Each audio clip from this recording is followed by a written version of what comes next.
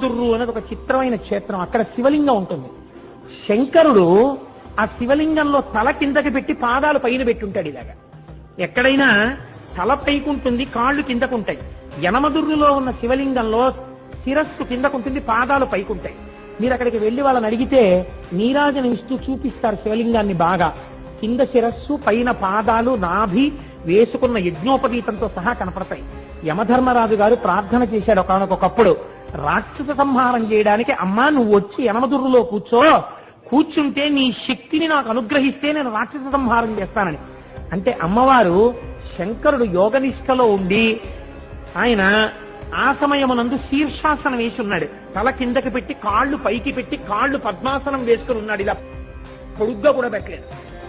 అలా కూర్చున్నటువంటి పరమశివుణ్ణి చప్పుడు చేయకండి, స్వామి యోగనిష్టలో ఉన్నాడు, నేను ఒక్కదాన్ని రావడం ఎప్పుడూ ఉండదు, ఈయనతో కలిసి రావాలి అని సుబ్రహ్మణ్యుడు చంటి పిల్లవాడు ఏడుస్తున్నాడు.